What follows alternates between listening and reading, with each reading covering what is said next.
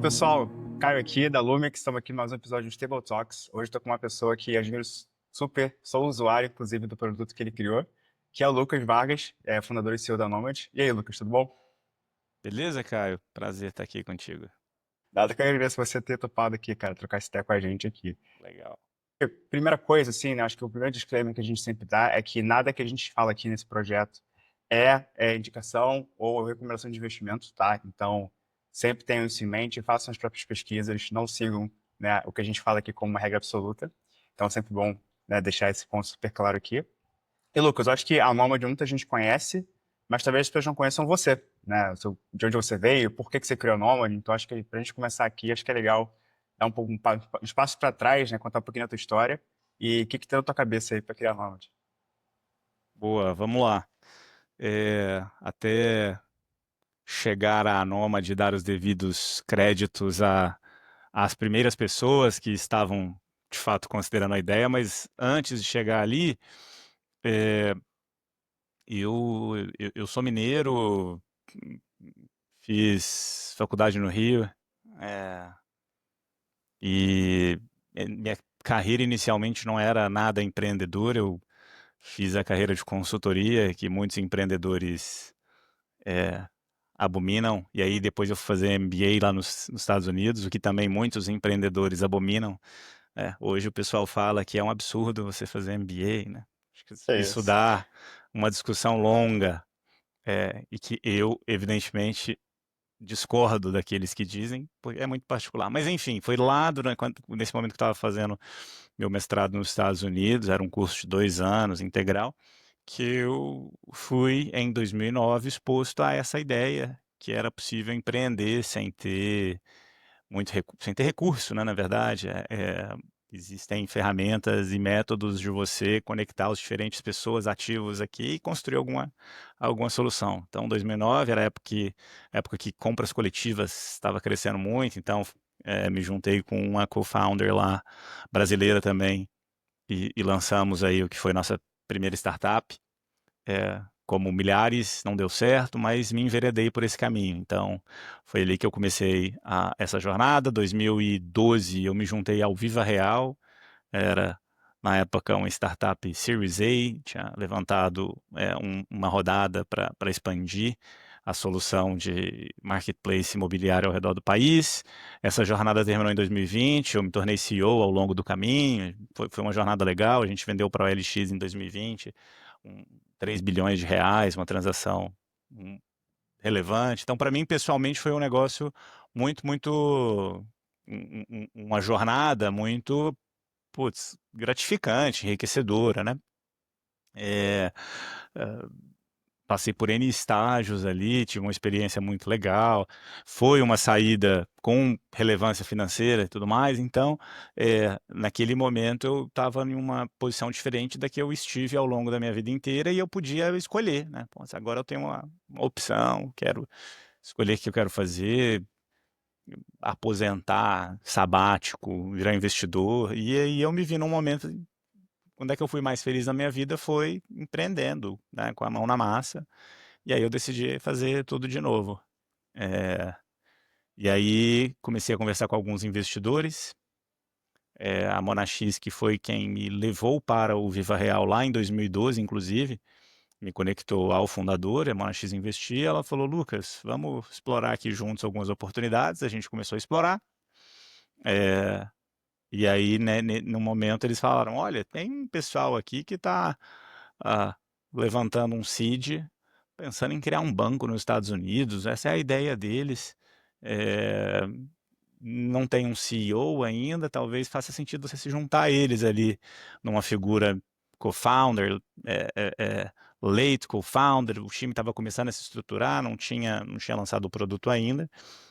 E enfim, aí foi esse início da jornada. E quando você comentou, você pensou, na verdade, é, tem duas pessoas que são cofundadores também, o Eduardo Haber e o Marcos Nader, estavam ali com a ideia. E no início a Nomad não se chamava Nomad, se chamava Out Invest, que a ideia era ajudar o brasileiro a investir lá fora.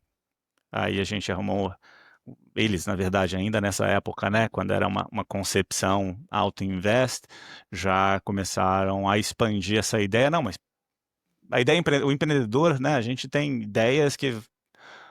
muitas ideias o tempo inteiro e fica pipocando e transformando. Então, essa ideia foi evoluindo. Quando eu me juntei ali, já era Nômade o nome, já tinha essa ideia de também construir essa solução financeira mais completa, mais horizontal para um brasileiro que está no Brasil e que poderia ter acesso fora a produtos de diferentes naturezas financeiros, né?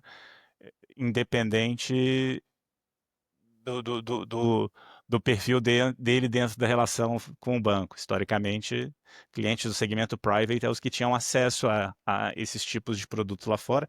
Então, a ideia era abrir esse acesso. Então, daí veio essa ideia e foi se moldando a ideia da Nômade e a gente lançou no final de 2020. Então, dá uma pausa aqui. Quase 5 anos aí já nessa jornada, né? E, cara, Exato. muito legal, assim. Eu uso, como eu falei, eu sou um usuário, gosto muito do produto. Eu acho que, e aí, ouvi um pouco de você, acho que o principal ponto foi esse que você trouxe, né? Conseguir democratizar o acesso a algo que era restrito a pessoas que tinham uma capacidade financeira muito mais elevada, então, obviamente, era muito mais elitista, né? Esse tipo de serviço. Vocês conseguiram deixar um negócio que qualquer pessoa pode abrir conta, né? Acho que esse é o principal virada de chave que vocês trouxeram, né? Eu tô correto em dizer isso? Exatamente, exatamente. Na nossa missão, a gente fala sobre justamente democratizar o acesso a essa vida financeira global. Legal, legal. E dentro de, assim, um pouco do back-office, né, do que você puder, obviamente, contar, assim, como é que foi esse processo, assim, né? Como é que do nada você fala, vou abrir uma conta global para brasileiro que quer gastar em dólar? Como é que se cria isso, né? Como é que você começa um negócio desse, né? Então, é um negócio que muita gente pergunta, assim, né, principalmente no setor de pagamentos e tal, você fala, cara, eu preciso ter alguns bilhões para criar esse negócio? Como é que é o processo, assim, né? Legal.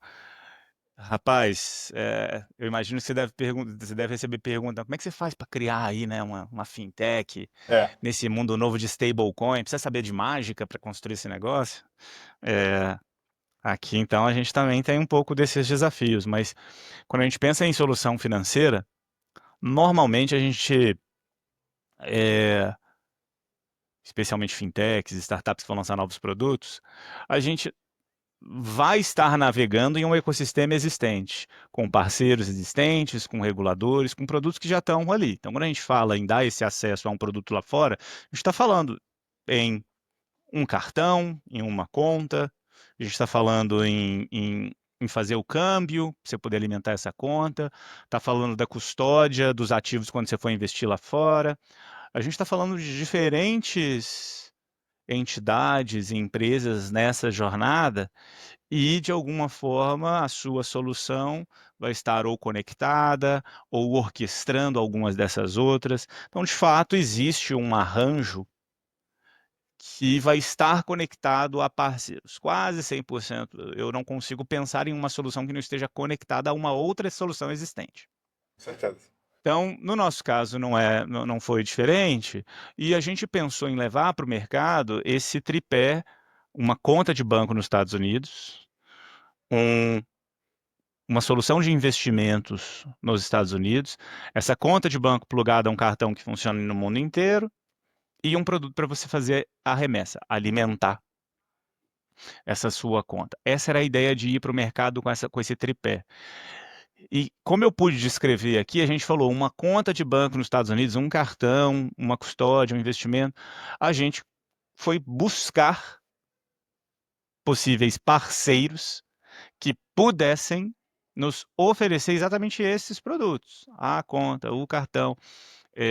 Existem os as empresas que são de fato robustas, que têm já a infraestrutura completa plugada nesses sistemas, e existem aquelas entidades, aquelas empresas com as quais a gente pode trabalhar para fazer uso justamente desses produtos que essas empresas já têm. Então, é muito comum, né, no nosso meio de fintech aqui a gente pensar em uma solução modular que plugue as diferentes os diferentes ativos existentes, e com isso, por vezes, a gente pode também se aproveitar da infraestrutura regulatória que esses parceiros têm.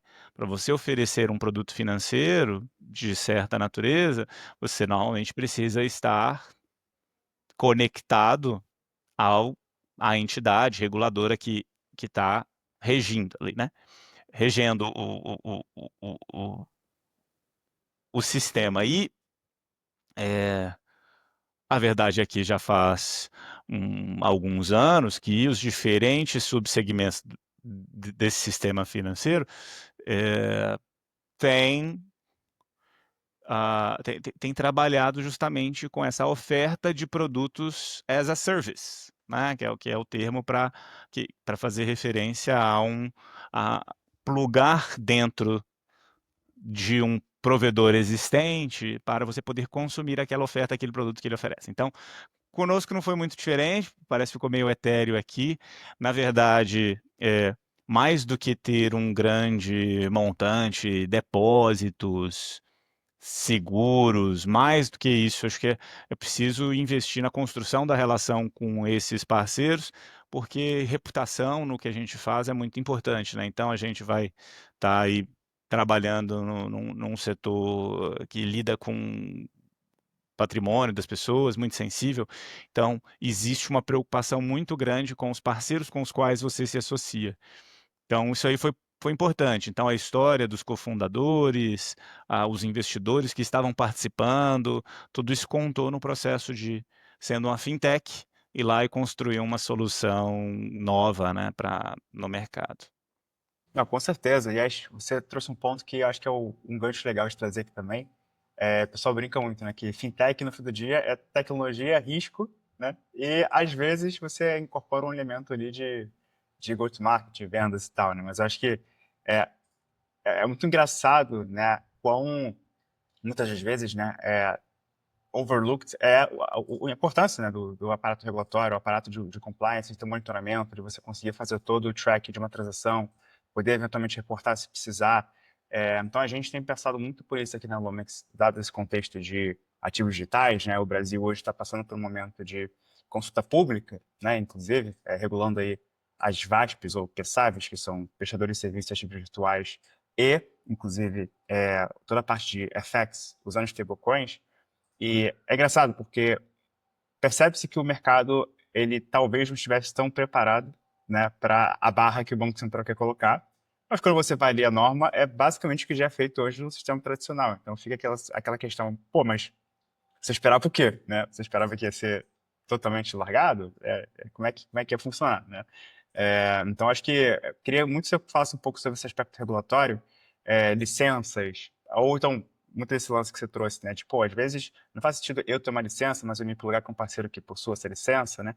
Então, como é que foi para vocês esse desafio de estar resguardados, né, no primeiro momento, e dado o contexto de startup, que também precisa se mover rápido, como vocês conseguiram navegar nesse cenário de, talvez, até incerteza regulatória em alguns momentos, né? Para conseguir continuar operando, obviamente de forma compliant, mas que não travasse vocês, né? Nesse contexto. Sim. Como a gente, desde o início, decidiu ir por um caminho com os prós e contras, que era mais horizontal e menos focado, é conta, é cartão, pagamentos, transferências internacionais, investimentos desde o início. A gente lançou falando muito sobre a conta nos Estados Unidos, a remessa e o cartão, mas a gente já era a gente já tinha uma empresa regulada nos Estados Unidos pela a SEC, que é a CVM lá dos Estados Unidos, né, equivalente à CVM nos Estados Unidos. A gente já era um Registered Investment Advisor, que é uma licença, né, de advisor por lá, desde o início. E, o fato de a gente decidir ir para o mercado trabalhando com este produto mais amplo exigia de nós desenvolver relações e parcerias e contratos com mais empresas, e para a gente desenvolver essa relação com mais empresas, a gente precisa deixar todas essas empresas confortáveis com tudo que a gente faz. Deixa eu entender todos os seus processos, como que você tá, se você é uma empresa nova, você está criando alguma coisa, então deixa eu ver como que você está construindo, qual é a base legal para o que você está fazendo, se hoje ninguém faz, o que que te permite fazer. Então, antes de lançar, houve um esforço muito longo de melhor entendimento, de embasamento jurídico, de, tanto no Brasil quanto nos Estados Unidos, envolver escritórios com reputação, tanto aqui quanto lá internacionais, para poderem deixar os diferentes parceiros envolvidos lá nos Estados Unidos e aqui no Brasil confortáveis com a Nômade como instituição, os sócios da Nômade, os outros parceiros com os quais a gente trabalhava. Se a gente vai oferecer para o brasileiro a opção de tirar o dinheiro do Brasil e levar lá para os Estados Unidos, esse brasileiro vai ter, como é que a gente vai fazer, né? Como é que a gente vai conhecer esse cliente, o KYC desse cliente? Esse processo, as entidades lá fora precisam estar confortáveis, elas auditam esse processo. Então, estou aqui tateando em alguns desses aspectos, mas o motivo pelo qual a gente decidiu, por exemplo, ter essa instituição regulada desde o início lá nos Estados Unidos, a gente poderia ter tentado buscar parceiros, né, com os quais a gente se associaria, mas tem questões oportunísticas também nesse processo, né? O custo de se ter uma entidade regulada e a prestação de contas e o nível de disciplina para os diferentes processos que a gente precisa ter, a gente decidiu desde o início que, para o nosso objetivo de longo prazo, ia ser importante a gente ter um trânsito muito grande junto aos diferentes ambientes no Brasil, nos Estados Unidos e em outros países. Então, para a gente não foi nem uma escolha não fazer parte. Hoje, quando a gente olha, a gente deve ter aqui na Nomad umas 6, 7 diferentes licenças, tanto no Brasil quanto nos Estados Unidos. Algumas públicas, algumas não, com diferentes órgãos reguladores, tanto no Brasil quanto nos Estados Unidos, com os quais a gente trabalha. Então, nunca foi uma escolha não fazer frente, não participar. Existe questão de tempo, qual que é o melhor momento, porque é caro, né? Tem esse desafio. Qual que é o melhor momento para a gente avançar? É um constante, aqui internamente, é um constante ponto de discussão. Qual que é o melhor momento para se ter qual licença para nos ajudar a chegar onde a gente quer chegar? E então a gente, acho que até desviei um pouco da sua pergunta, mas desde o início a gente entendeu que ia ser necessário e a gente investiu nesse processo de estar presente, se fazer ser visto, ouvido, participar e contribuir com as discussões daquilo que já está claro, trazendo um pouco do nosso entendimento, dado que por vezes a gente tem produtos novos que antes não existiam e com isso comportamentos novos, isso pode enriquecer a discussão do que deveria ser a, a evolução, né, da regulação. E, por fim, acho que nesse processo inteiro, o, o grande segredo, no meu entendimento, dos ambientes regulados, é conseguir trabalhar com diferentes perspectivas de tempo no seu planejamento e execução. Ou sempre ter atenção tanto no curto prazo e no longo prazo. Os produtos que a gente lança hoje são produtos que foram construídos ao longo do tempo e que possivelmente já foram, na ideia, concebidos há muito tempo e que exigiam licenças, parceiros. Então, existe uma grande dicotomia nesse processo de construção de startups, de fintechs, em ambientes regulados, porque a gente tem naturalmente o ímpeto, a vontade de fazer, e normalmente a gente entendo que o grande diferencial das startups é a velocidade com a qual a gente executa, mas ao mesmo tempo não adianta passar, né, o carro na frente dos bois. a gente precisa sim ter o entendimento, o melhor entendimento do tempo necessário de maturação, e essa maturação exige as licenças, os parceiros, as relações, conexões comerciais e o desenvolvimento do produto para que a gente possa de fato lançar. Então, é constante a variável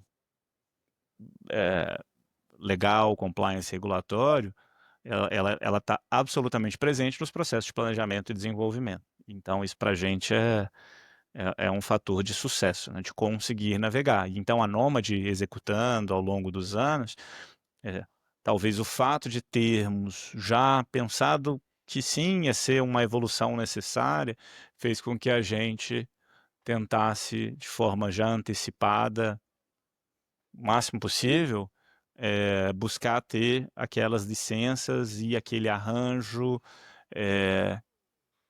que nos habilitaria a oferecer os produtos que a gente estava vislumbrando lá na frente. É um super desafio. Não é que a gente conseguiu ter sucesso com tudo que a gente fez, mas muitas das coisas que a gente fez, a gente teve que o sucesso foi por conseguir antecipadamente estar construindo aquilo que a gente vislumbrava que ia ser lançado e que teria a atração no futuro.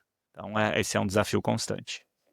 Então, total. E licença acaba não só sendo um ponto de ter necessidade, dependendo do que você queira fazer, mas até um diferencial competitivo, né? Uma vez que você consegue ali até internalizar parte dos processos, parte do produto, parte da infraestrutura, né? Então é um negócio super interessante que a gente, né, como você pode imaginar também, olha muito aqui. E, cara, dando de Nômade, assim, né?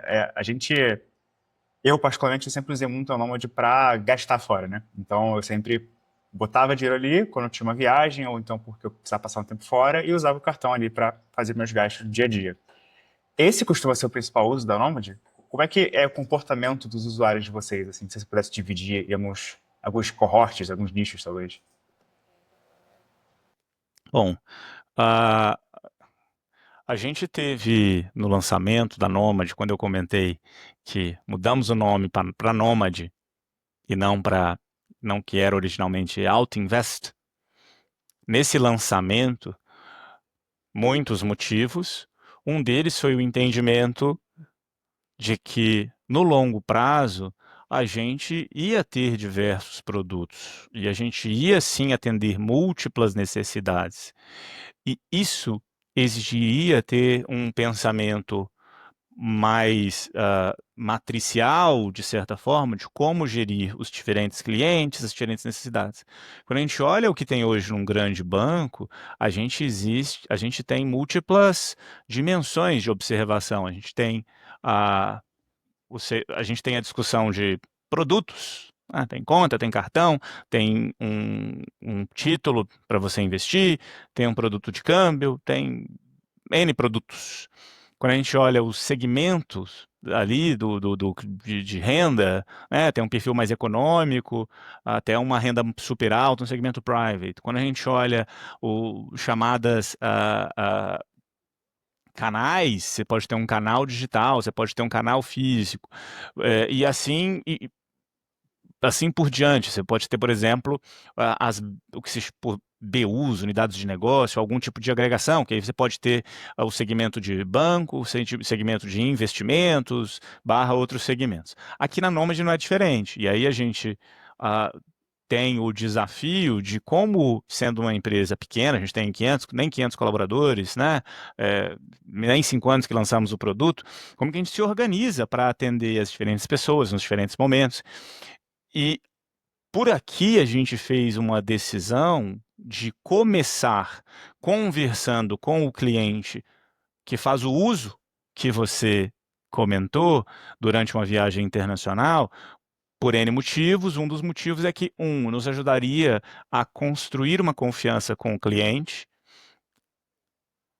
por ser um momento muito sensível, muitas dores associadas, custos, insegurança, etc. E a gente entendeu que ia ter um produto de simples adoção, vai lá 100% digital, baixa, consegue usar, cria essa confiança com a Nômade, e aí ao longo do tempo a gente consegue converter esse cliente para outros produtos. Você comentou, vou lá e mando dinheiro, tem uma conta, isso é um produto. Dentro da nossa estrutura, a conta ela é um produto. E esse produto é a porta de entrada, é a parte central desse ecossistema. Você coloca dinheiro ali e a partir disso a gente pode te oferecer outros produtos. Que tal você investir esse dinheiro, já que você vai viajar mesmo? E pensar em soluções criativas para construir esse engajamento desse cliente com a Nomad, dado que a gente está falando de um cliente que mora no Brasil, está fazendo usos por vezes lá fora. Então, a gente foi construindo isso. A porta de entrada segue sendo, por vezes, essa comunicação, mas ela não é exclusiva, esse uso associado à viagem. A gente, especialmente no ano passado, em 2024, a gente fez uma campanha de comunicação mais ampla, TV, aquela questão, trouxe, né, astro de Hollywood, Will Smith, para falar. Celebridades aí. O objetivo principal foi ajudar a criar uma expansão, não um posicionamento diferente, mas uma expansão desse posicionamento, não só para quando você viaja, mas para tudo que você precisa quando você tem essa vida global, para investir, para trazer, para transferir e para usar, se for o caso. Então, a porta de entrada da comunicação principal do uso do cliente é ao redor da viagem, mas a gente usa essa base, por vezes os bancos chamam de aquários, né, como um aquário no qual a gente tem clientes, né, é um termo muito comum no mercado, mas para a gente, depois de fazer esse onboarding do cliente, construir essa relação de confiança, a gente poder avançar para produtos que podem ser mais sofisticados, para diferentes momentos, diferentes usos. Então, é assim que a gente faz a gestão.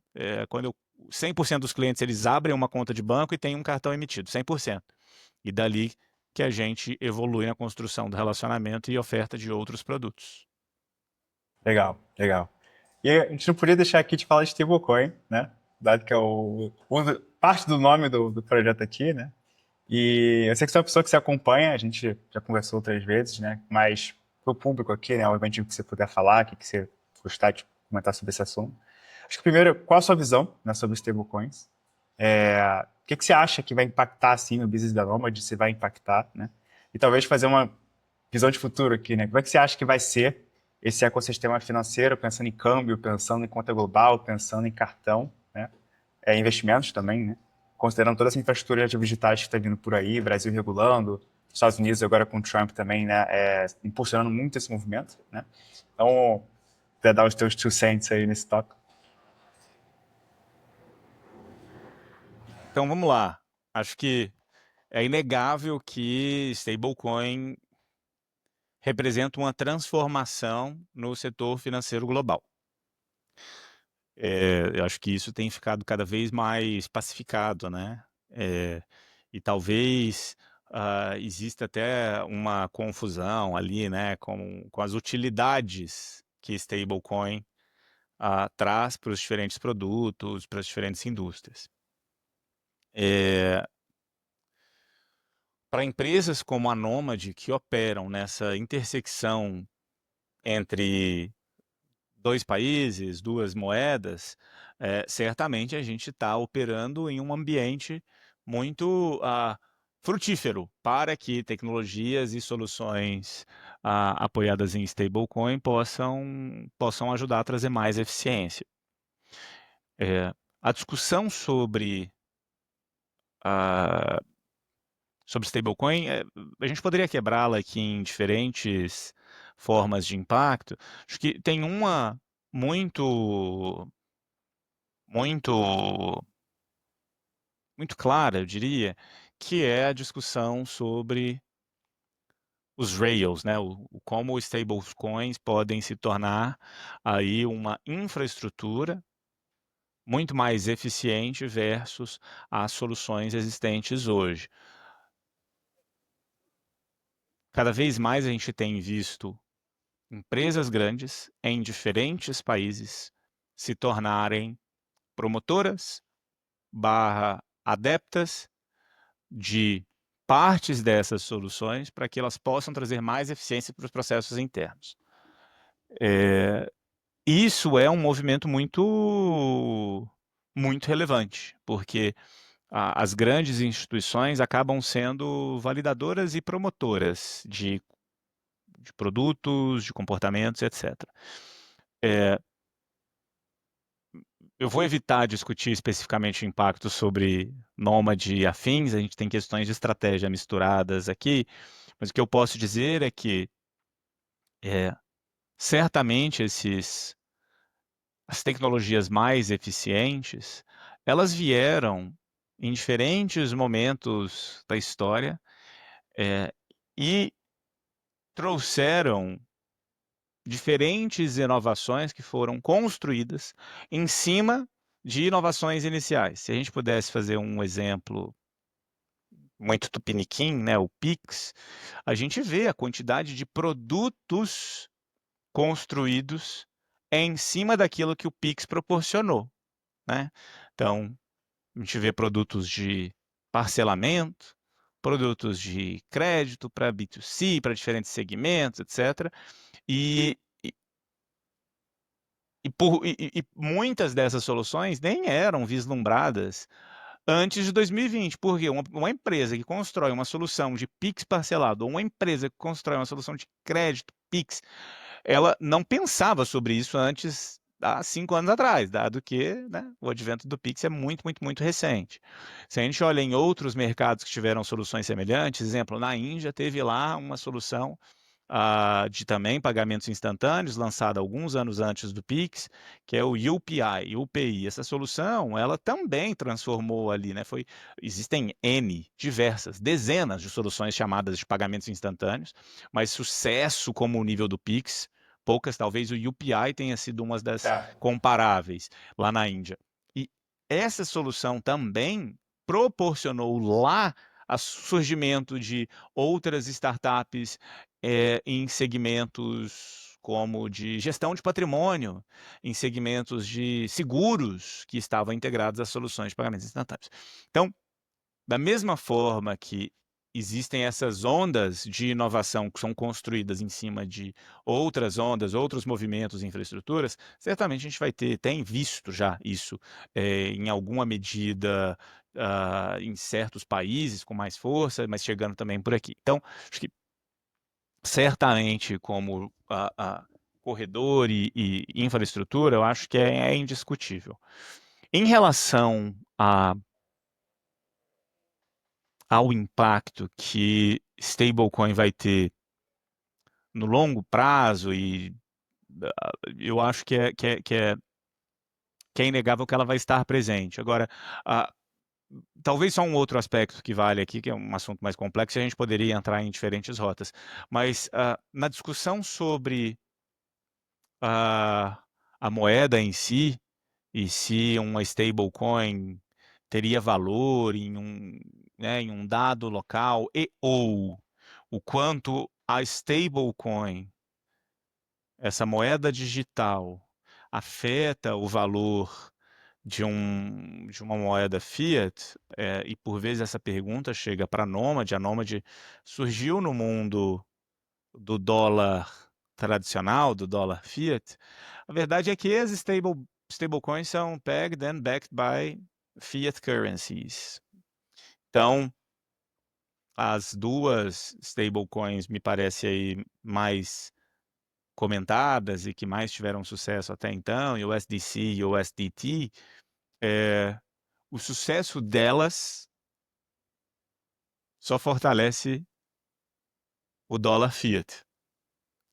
Então, eu não entendo que o sucesso de uma stablecoin ameace aquela moeda fiat, mas na verdade anda muito em conjunto e uma fortalece a outra, tem uma Eu vou falar relação exatamente simbiótica. isso. Falar exatamente isso. Acaba reforçando, né?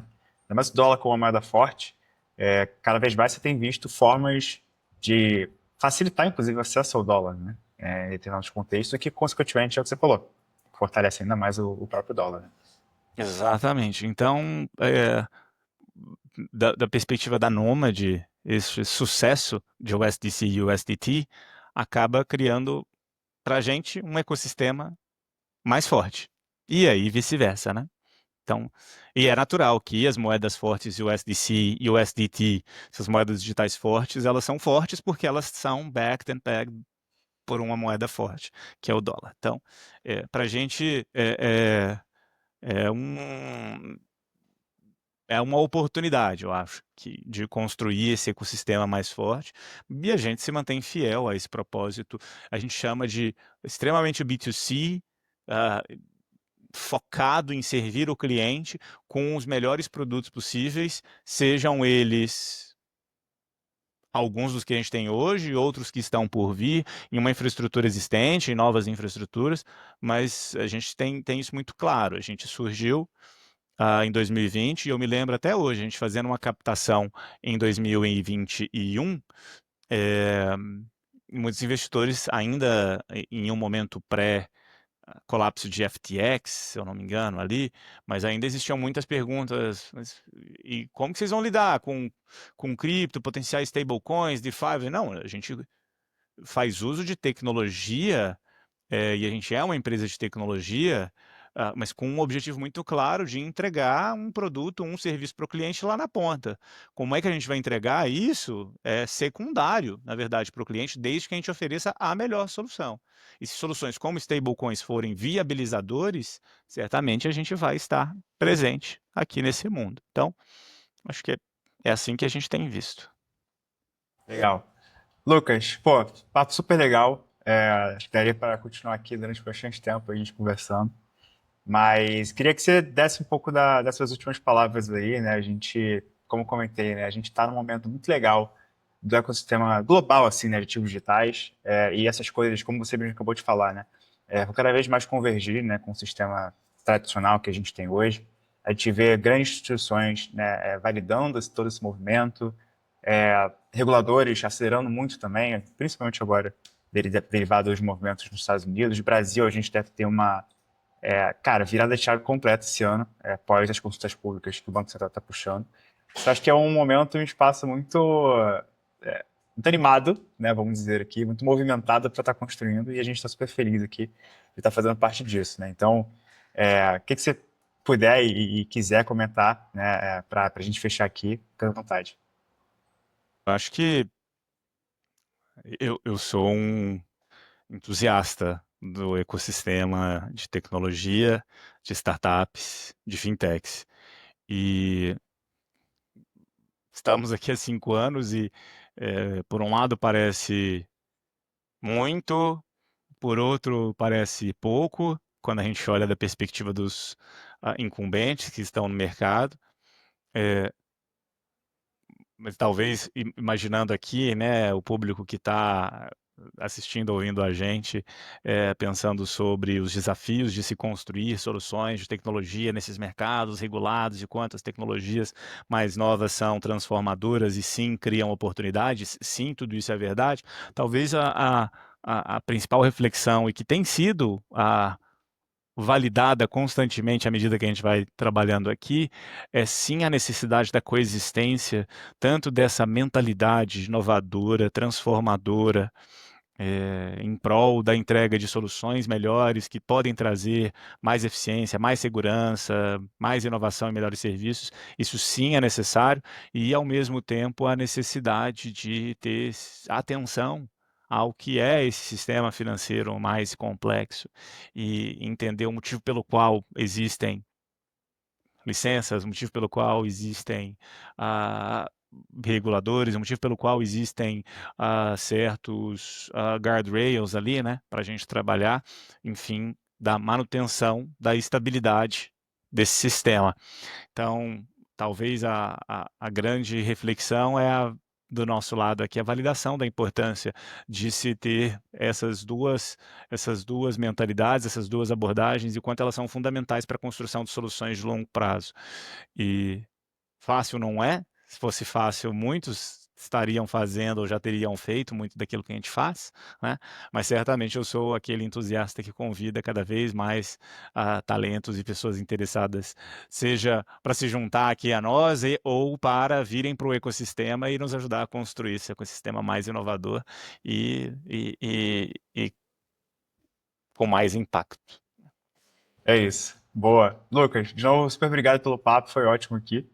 Pessoal, mais um episódio aqui do Stable Talks, espero que vocês tenham gostado. A gente está publicando aí semanalmente esse episódio para vocês acompanharem, então tem muita coisa legal para vir, muita gente interessante que a gente está conversando.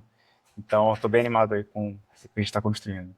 Valeu, Lucas. Ó, sigam o Lucas no LinkedIn, sigam a Nomad, quem encontra na Nomad, né? E usem aí o produto, que é sensacional. Valeu. Tchau, tchau. Valeu.